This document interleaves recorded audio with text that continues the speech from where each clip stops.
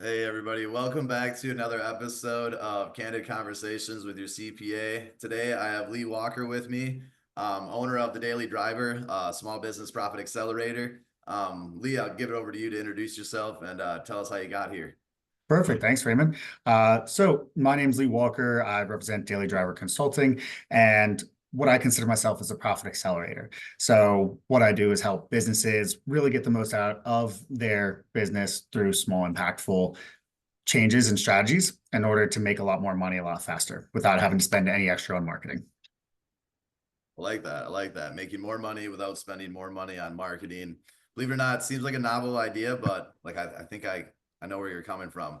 Well, tell us just a little bit about your experience in accounting and finance. I know you were working with Club Capital before going out on your own, but just how was that experience in accounting and finance, and just how does that shape what you're doing nowadays with Daily Driver? Yeah, so I'll start back a little bit farther than that and kind of how I even got to Club Capital. Yeah, say bring us back. I want to know the emotions behind it. Yeah, so it all started, in college. I ended up doing psychology with a minor in business. I didn't know at the time there's a thing called business IO psychology or business psychology.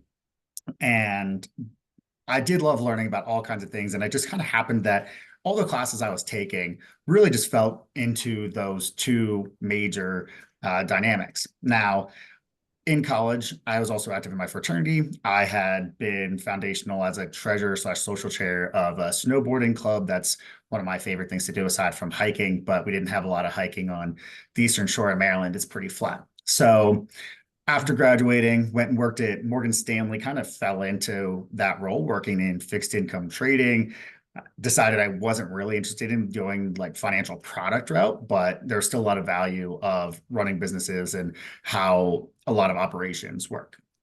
Ended up going to the Netherlands to do my degree in international boat business, which was an AIO psychology program, but also through the application of business change and management. And so I was going Okay. to school to be a HR consultant. My goal was, working probably for like one of the big four accounting firms and really helping to change the way that big businesses run their business to be more friendly to the employees. Because when your employees are happy, the business is happy. It's been proven in many, many studies, but somehow many, many business owners don't understand that. So my goal was to help improve that. Shortly after graduating, well, before graduating, I also became president of this snowboard club in the Netherlands as well. So kind of crazy. I went from joining the school in a month and not knowing anybody to having control over essentially like 200 people and driving the organization within its second year. And it operated very much like a small business there. Everything is And it club was like a based. snowboard club for your uni in the Netherlands. Yeah. So it was all board sports, but my big focus was snowboarding. And we would just go to Didn't know they the, had mountains in the Netherlands. they don't, but they do have the French Alps and the Swiss Alps and the German Alps within about a 6 to 8 hour drive. Not bad, not bad. Yeah. So we would Okay. take like 40-person trips down to the Alps, which was kind of crazy. Actually, Sounds like a good time. fun aside is I was in Switzerland snowboarding and Davos as the world was shutting down. So I'm literally like one of the last people on this mountain as they're having their last day of the season that they're closed a month early because of COVID. All right. So you're in college, COVID's coming through, and then you're like very quickly transitioning into the accounting and finance space. And then what was your experience like? Just because I feel like it's different for everybody. Like some people love it, some people hate it. I'm a mixed bag of both. Like I saw the value I got from it, but I also saw the flaws very quickly within just a lot of the systems, the how they you go about like your whole career, where the value you're actually providing your clients at the end of the day. But what was your like transition then back from, and I like the diverse background, so it does kind of, I feel like you're not your standard accountant or finance person because you have this diverse background. So I feel like when you came into it, you're like different eyes saw different, utopia. Where some Mhm. CPAs are just like, this is utopia. This is awesome. I have made it. I work for an audit and tax mill, and it says the CPA firm. But anyways, I'm like kind of just ranting a little bit. I'm sorry, a little tangential.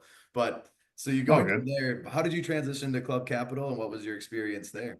Yeah, so COVID's hitting and I'm in the middle of interview processes with some of these major firms to be an HR consultant. That obviously all dies. I was trying to do this in Europe, so I got more or less sent back to the US, moved back in with my parents for about a year and a half, because I'm sure you knew at that time the job market for anything was stalled. And it was just nuts. And so I just really spent time focusing on myself and figuring out what I really want to do.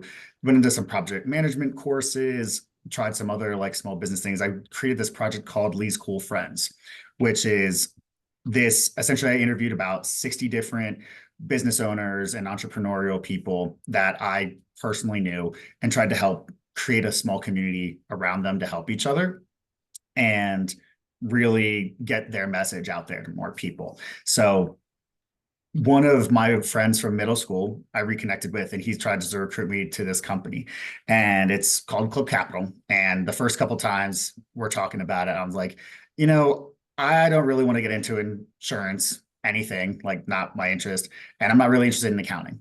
Um, and after like three or four times, like, hey, we're looking to start this people advisory business.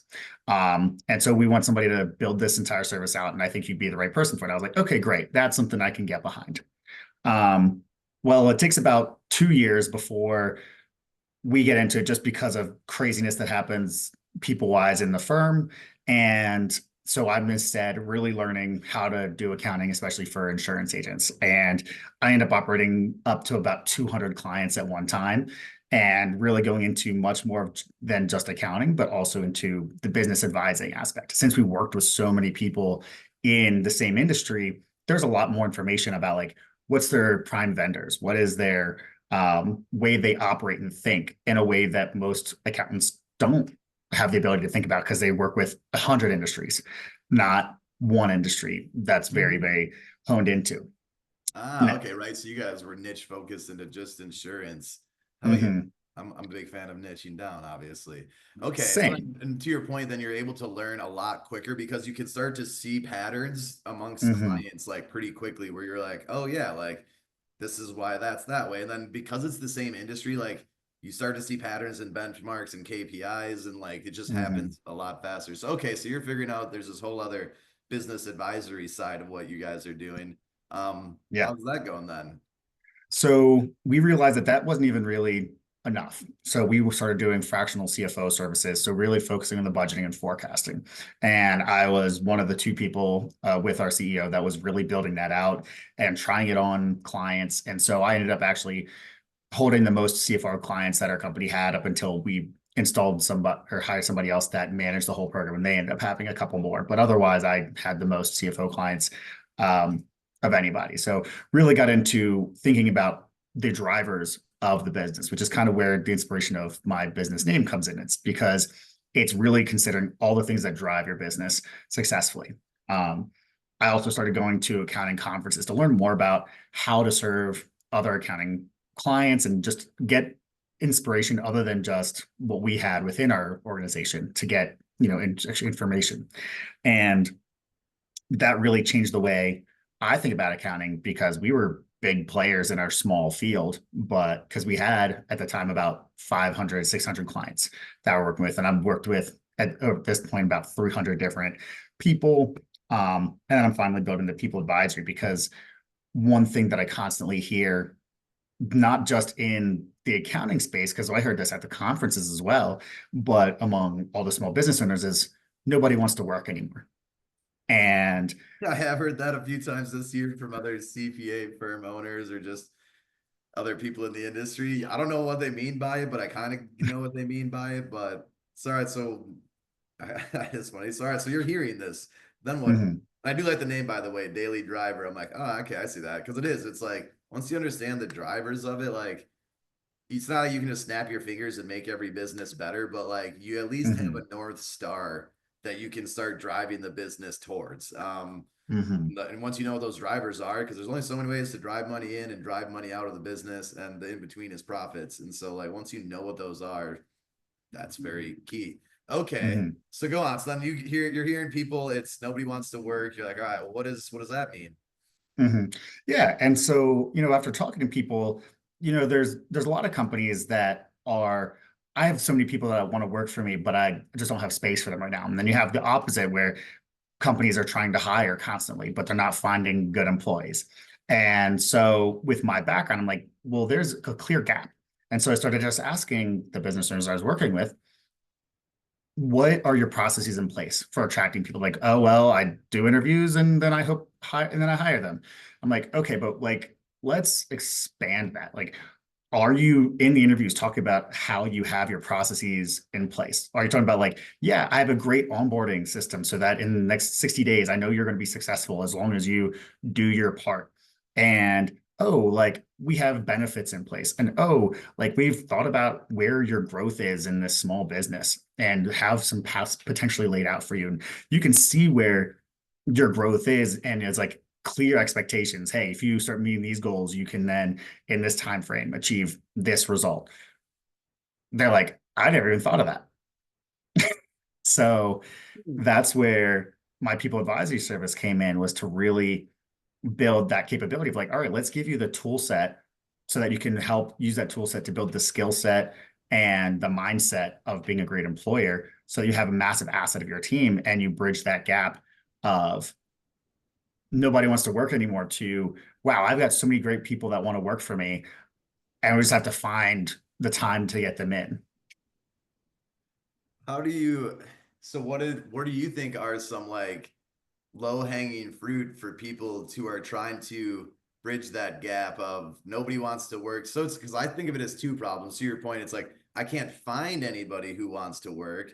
In which case, it's like, all right, that's one problem. Or they're able to find people, but they're like, once they get them in the door, and it's either through the onboarding or first year of service, where they're like both sides are unhappy, and then they go on with their lives, and then like the owner just continues to be like, nah, nobody wants to work, or not, nobody can work as good as I can. Mhm. So how do you solve, because they're two different problems. So like what would you say are some low hanging fruit to go to start solving each of them? So what I recommend are, I have like a whole program, but the main three that I Right. find has the biggest, fastest impact on the people side of things is have a structured interview process. So you're asking people the right questions and consistently, so you can compare apples to apples instead of oranges to oranges. Second thing, have a really strong onboarding process. And this is going to be different for each role. Same for the structured interview process. It'll be slightly different for each role you're hiring for. But having that process that you're onboarding, you can say, hey, just imagine when you're interviewing and they say, what does training look like? And your answer is, oh, well, you're going to shadow me and, you'll pick it up after 3 months Mm-hmm. and we expect you to be really good. Oh yeah, Or, just sally it and follow me for a little bit, and we'll get you through. yeah, which is, I don't think there's more than a couple of businesses I've ever talked to that didn't operate that way in the Yeah. first couple of years versus, hey, I've built this program. I worked with a consultant that works with tons of businesses. We've tried it and it's true. And we're going to make it so that you're successful in 45, 60 days. People are going to want to join that company more. And Right. then, and then the third thing is that career progression. And you don't have to have like, this is exactly what's going to happen. But especially in smaller businesses, accounting firms, for the most part, on average, I think around 6 employees. You obviously have the mega accounting firms, but the majority are small shops. And so you have flexibility of, hey, how do people grow? And when you have some potential pathways and understand, at what trigger points you're going to need certain types of leadership in the organization, and you can start planning for that, you can say, hey, look, I'm hiring you for this role. And I also am looking for somebody that is looking to be a lead role after about 2 years here. And we're going to help give you those skills through some external and internal trainings. And so what I think the top three are is getting in the right people by understanding what you're asking, being prepared for them to be set up correctly to begin with, and already be thinking about how they're going to achieve their own personal goals within your organization. And Right. everything else follows with that. No, for sure. And that makes sense, right? It's like I do like the same interview questions. Like, yeah, everybody's got their own language, but like we want to ask everybody these same ones. And even if they're just in an application, and then there's like an application that gets the firm questions out of the way, and then we can do some of the soft conversation questions. And then, Hmm. yeah, standard 3 month or 60-day onboarding process. That's like not just like the SOPs of like, all right, because I remember being onboarded at my last job and like this huge multinational $20 billion company. And it's like a 12 thing checklist of like sign up your email, apply for your corporate credit card, go to HR. So set up like all this stuff. But it was like minimal instructions. And then Hmm. whoever's supposed to be my buddy or like some dude to show me around was kind of just pissed off the whole time. Like I like him now, but it was just like, and you're just to the wolves, and you're in like a 2,000 person campus. You're like, okay, I gotta figure this out without looking like a dumbass because they just hired me. Hmm. So it's okay. So I get that. So like you solve all of those. That's kind of how you bridge the gap of just people don't know how to work well. Because honestly, if you don't get land the first 90 days, you kind of don't have a strong foundation. So it's going to fall apart. What Yeah. about the business owners who are like, where are these people who want to work? Like, I got the 90-day onboarding process. Like, I know exactly what to ask them. Like, I literally just don't know where these people are. And like for me, Hmm. like my mind immediately goes like, well, they probably don't know what they're looking for, or they're just literally not looking enough. Like they're not reaching out to enough accountants, not reaching out to enough CPAs. But like, where does your mind go to the firms that are like, I just don't know where to find anybody? So that's where there's a marketing problem. So that's when you're saying, because it's not just marketing to clients, it's marketing to employees and potential employees. And what they're not doing is putting their website, their information in a way that's readily accessible, and they're not communicating it correctly. So like, but when I said a little bit earlier, it's the tool set, then the skill set. So like they start with the tool set, like, okay, I got this training, but are you talking about it in a way that makes it make sense to the potential employees? Are you saying like, hey, look, we have this and it's going to make you succeed. And if there are issues, we'll be able to revise as necessary. Or are you just saying, hey, I got a process? Right. And so that's where the skill set comes into that. And what I like to work on with people is it's not just having the tools, but it's understanding the tools in a way that you can communicate them effectively and implement them correctly. Because you can also have a process that you don't know how to follow. Um, and have you ever read the book Atomic Habits? I'm pretty sure I got it, but I just thumbed through it. I'll be honest with you. Yeah. So the philosophy in that book is also one I really attribute to what really determines success and that I have as the heart of my product here on this side of things is it requires daily habits. So you've got to have goals. You've got to have a uh, process, but then you need the mindset. And what you really need to do is wake up on every day.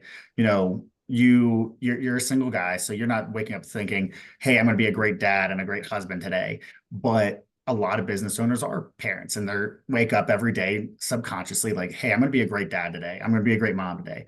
I'm going to be a great parent. I'm going to be a great partner. I'm going to be a great owner of this business. Maybe I'm going to be a great salesperson." We all subconsciously have these identities we attribute to and wake up every day. And Mhm. what I find lacking is a lot of business owners aren't waking up and saying, I'm going to be a great employer today. Because what comes into that is really utilizing those processes and those goals and those skill sets and those tool sets in a way that you're constantly thinking about how can this be better? How can I make things better for the people under me?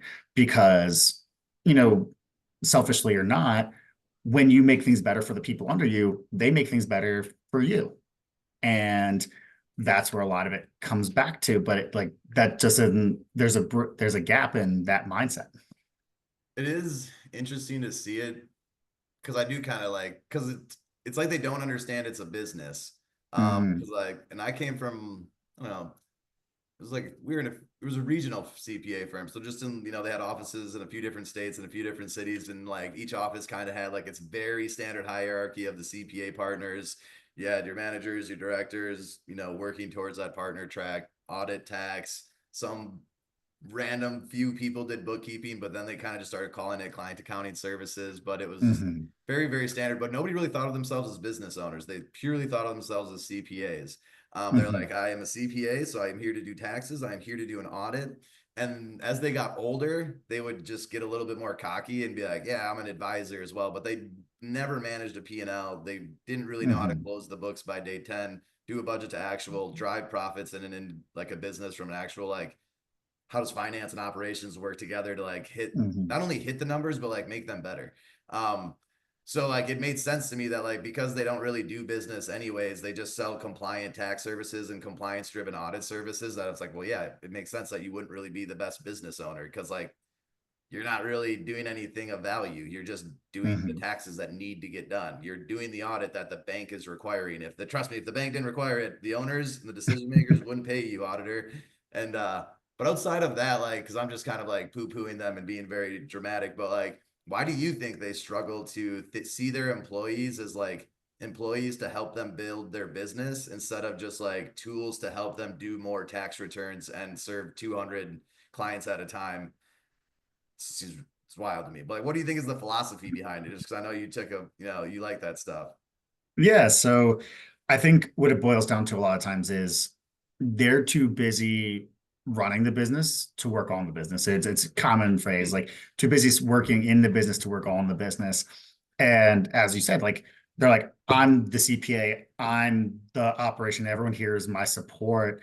But what they should be thinking is, all right, let's run this as a business. Let me upskill the people below me and make myself the leader and not the operator. And so when you do that, you can create more efficiencies in the system. And so you stop being the bottleneck with everything. Because obviously at the beginning, the CPA is the only one that can review taxes. They're the only ones that can Sign do the that checks for the last audit sign return. on. Exactly. They can only wants to review and sign. And even if they have five people doing all the prep work, they still are the ones doing that unless they can take one or two of their preparers and teach them to be the reviewer and signer as well. And then they can focus on building the strategic aspect of things, which is what you kind of hinted at, like that fractional CFO, really being more of that advisor and upskilling your team. And, one of the beautiful things about AI and other systems is there's ways to outsource all the commoditized parts of it, the actual bookkeeping, the actual stuff, data entry, so that your team can be more advisory and they can still be double checking all that bookkeeping work and making double checking all of the tax prep inputs. But that's not what they're spending the majority of their time on. And Right, right. where a lot of firms can see growth because business owners can't just have their financials. They need to understand them and know how to use them. And if they just get a monthly P&L and they're like, okay, profit's good, awesome, but they don't understand anything more than that, which honestly I think is funny, but serious is that a lot of business owners don't know the difference between profit and cash. I mean, I And would argue most CPAs don't. It's like they kind of do, but like they're not actually with it. And so that's what's kind of funny. It's like I've seen so many tax CPAs that like they think they get business, and it's like you understand the tax implications of this business transaction. That I do not doubt. But like the Mhm, actual like closing the books each month, working with sales to get like the most out of them, working with your operations to stay within budget, like they don't know any of that. And so mhm, it's like they don't think of their own business that way because they're like, I'm just getting paid to do a tax return or an audit. How can I do this mhm, as fast as possible? Because I have a ceiling of what I can charge. So I need to eke out as much profit as possible. Even though they don't pay anybody by the hour anyways, it's all just salary. So it is all profit. That's a whole nother mhm. rant about like just the BS. Like once you start seeing behind the curtains of like, I know how business is done. And then you start looking around the CPA firm office, you're like, oh, this is how this business works. Like, I don't think I want to do this forever. This, Yeah. I got to just get more clients forever. And I get paid once a year, maybe two or three times. Like that's not sustainable. But to your point, Yeah. people are getting smarter. And I think that's also where like you can't blame the business owners because yeah, it's like the CPAs don't even really know the difference between how to like improve the cash flow and the P&L. They're just like, I know it needs to be prepared and GAAP basis says do this at the end of the month. But Mhm, anyways, I don't want to hammer on them too much, but cause I think there is like there's growth. Like people are starting to mhm. like see and like realistically, it isn't as profitable as it used to be to just do audits and taxes. And so Yep. technology, man, it's fascinating. On that note, I feel like we could go down to a few different tangents, but I know you have written a book, Lee. I want to talk about that a little bit because I feel like some of this stuff is just kind of my opinion. So I apologize to my CPA friends because like trust me, I'm trying to improve this profession just like Lee is. But tell me a bit Mhm. about your book and what was your kind of like interest right in that, Lee? Yeah, so before I get into that, I just want to kind of finish that. The original line of Yeah, questions that is, tangent. Sorry. all good. But so, especially in 2025, what I've been seeing a lot more, and even when I first started going to conferences back in 2022, is legitimate answers to how do we resolve the employee gap that accounting firms are creating. And so firms are starting to finally come to these conferences, learn about like how can I structure my business better? How can I be better in employees? And I don't think there's a one size fits all. Yeah. And for each person, they've got to operate with what fits them and their business. But just the fact that it just seems like people are more open to it is really good. And just Mhm. people engaging in these conferences. Like I've been to Zero, I've been to Gusto, I've been to BotKeeper, a couple others here and there. And the people that go to these, they go to a lot of them usually, and it's a ton of fun. You learn a lot, and it's a really great way to learn from your fellow accounting professionals. And I think Oh, that's yeah. something that more people should be doing a lot more of. And so in 2025, I just see these attendances grow more and more and more. And so I'm really excited about that when, especially because the big problem that people are saying is like, oh, there's so many accountants aging out of the profession and there's not enough younger people coming in. But that could also be the solution, is that the younger Yeah, ones coming in, that is the finding it a solution. way exactly to make it much more open and accepting and friendly and more innovative so that it gets other people more thinking about it in the new way of accounting rather than the old way of accounting. And so I'm really excited for that to continue in the new year. Um, Now in the book, so it's called Navigating the Small Business Landscape, Forecasting Your Path to Success. This is part of a service that I've been doing a little bit more recently that I've been researching and how to really make those really strong impacts in the business really quickly. And it covers 12 really strong strategies to help businesses gain a lot more profit with a lot less effort and really talk about some quick hits that can make a huge difference in the business. Um, a few of them, kind of as we said at the beginning, it's And just so to clarify, it's for the businesses of accounting. It's like accounting businesses, or is it like any like a manufacturing company or just so I any can businesses. any businesses. All right. So it's any business, but there's anything in there also highly applies to accounting firms. So one of the main items is, and we were thinking about it a little bit earlier, is how are they marketing themselves to potential employees? And one of the things that's talked Yeah. about in the book is having a splash page. Essentially, hey, they're looking for an accounting company, for example. They're looking for a problem. Like, hey, I want to be able to help people in business, for example. And so if an accounting firm has this page, it's like looking for people to help others on their financials, like from a da level. And that attracts that person initially. They're like, oh, wow, this is a place that I can really help people in a way that makes sense to me rather than, hey, I'm just an accounting firm, but hey, maybe I do accounting for So let's use nurses. Dope CFO as an example. So Dope CFO Mhm, certified advisor, that's the official accounting arm that serves cannabis businesses. So then what we would do at Dope DCCA, just for short, is we mhm, would have a page that says like, hey, if you're interested in the cannabis industry and helping people set up their accounting and finance functions to drive profits in this new and growing industry, call us. You don't mhm. need to smoke weed, it's not a requirement, but ideally you need to, embrace the culture somehow. Mhm. But then that Exactly. would speak people would understand that. Like, yeah, I want to Mhm. do that, and I want to do that for that industry. That kind of what you mean? Exactly. And Okay. so you would have that Like, this for, is silly. We don't have this yet. yeah. So something like that. Or if, you're a doctor and you're like, really want to help people that some innovative, let's say chiropractor, and you really focus on maybe one specific type of procedure and people that are like, oh, I have back pain in this specific area. And you're like, okay, great. I solved this problem. I also, oh, if you have tech neck, like, great. This is if your neck's hurting. And so you have these different pages that solve the problems that people have and don't want. And so you can be a lot more direct with the resources you're using to convey the correct message. And that's one of the many things we talk about in the book. Okay. That makes sense too. The big thing we do is everything's remotely too. So you can kind of serve Hmm. clients, outside of your core market, which is like a big win for a lot of CPAs and accounting professionals. Okay. Hmm. Nice. So that's why you wrote the book. So the book is to help businesses kind of again with some of these like quick hitting things that just you took the time to put together and summarize. And obviously dealing with over 200 different insurance-based businesses, whether they're, solo, small, six-person teams, they're still businesses at the end of the day. It's money in, money out. We're trying to drive Hmm. sales at a profit. Like whether it's services or products, like at the end of the day, business is kind of all the same when you kind of take an Hmm. objective view at it from just the finances. It's like it's just sales and expenses. Like, yeah, it might be a product sale or service sale, but it's just a sale at the end of the day. Hmm. Okay.